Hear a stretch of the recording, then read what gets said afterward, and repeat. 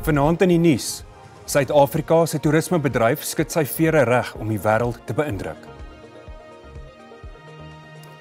En 8 sterf in griepbotsing naby Empangeni.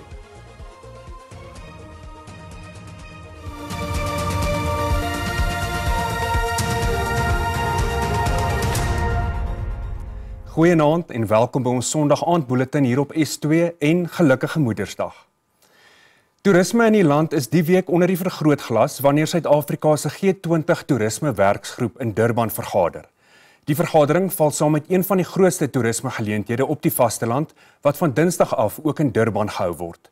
Die minister van Toerisme, Patricia de Lille, sê die G20 werksgroep sal Suid-Afrika se toerismebedryf aan die res van die wêreld tentoonstel. Die tema is solidariteit, gelykheid en volhoubaarheid. Die G20 Toerisme Werkgroep se 4 sessies van jaar gaan fokus op 4 prioriteitsgebiede.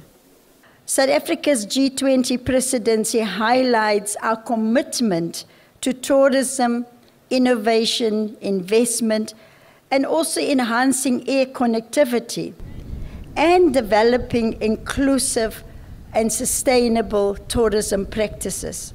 Die werkgroep sessie val saam met die 2025 Afrika Reis en Toerisme Indaba wat oormôre by die internasionale konferensiesentrum in Durban begin. Meer as 1300 uitstallers en afgevaardigdes van 27 Afrika lande sal vanjaar se Indaba bywoon.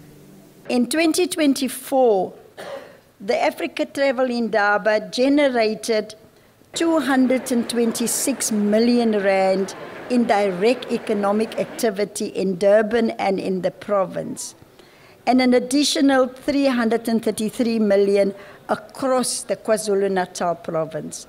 Die werkgroep sal na verwagting ook die toerismebedryf se vordering oor die wêreld bespreek.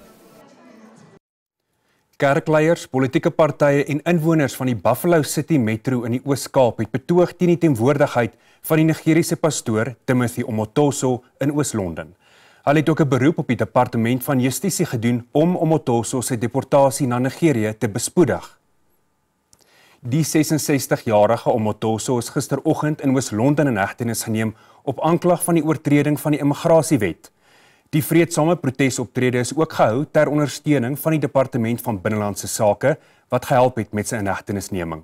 Hy en sy 2 mede-beskuldigdes is op 2 April in die Hooggeregshof in Gqeberha vrygespreek op 32 aanklagte van onder meer verkrachting, seksuele aanranding en mensenhandel.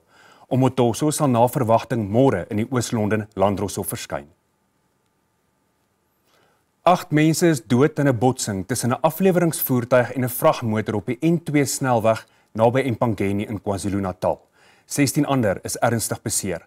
Die afleweringsvoertuig het lede van die ZCC Kerk vervoer en was onderweg na Dukuduku naby St. Lucia. Die polisie het albei bestuurders vir ondervraging ingeneem. They were going to church this morning when this incident happened, and according to the driver of the heavy motor vehicle, which was a heavy duty breakdown, he said that he did not see the vehicle in front of him, and that's how the crash happened. And he rear-ended that light delivery vehicle, which is a Hyundai, and that's how the accident happened. And we're just speculating that there is no way you can't see a vehicle in front of you, and we're just saying that maybe the driver fell asleep whilst driving and collided into this light delivery vehicle, leaving 8 people dead.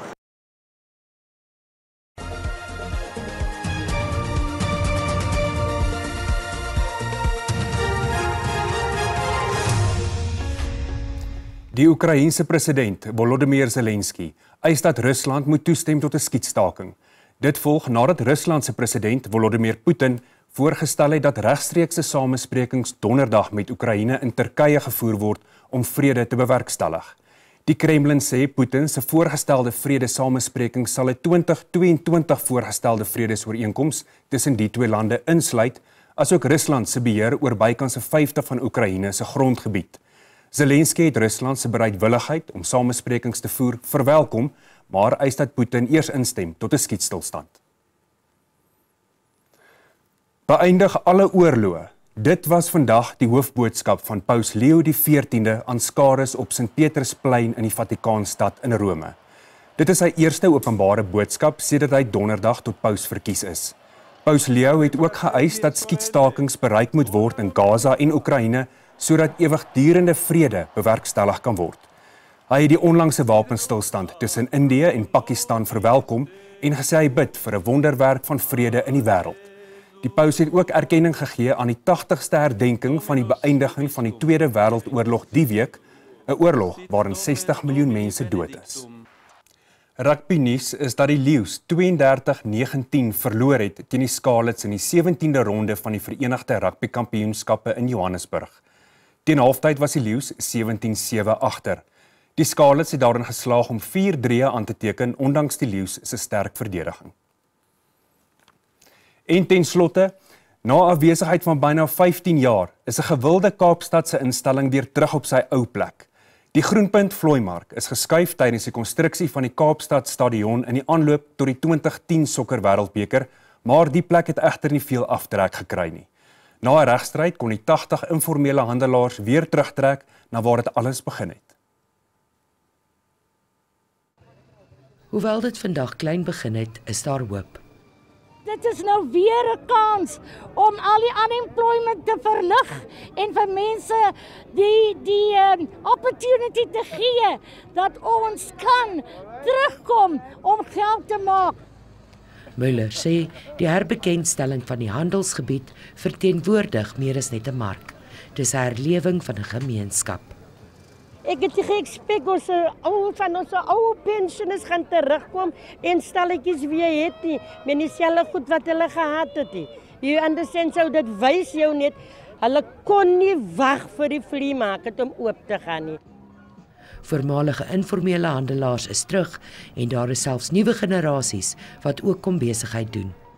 Ons het locally manufactured goeder hierso by ons store. Ons verkoop jasse en voorskoorte en baie goede.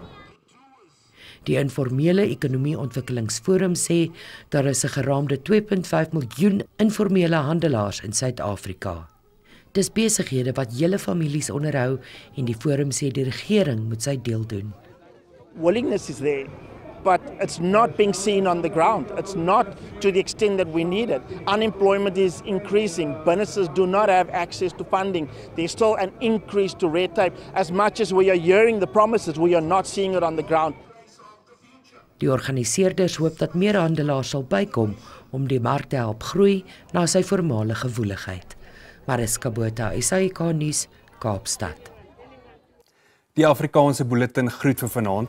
Ons is môre aand weer terug om 8:30 op S3.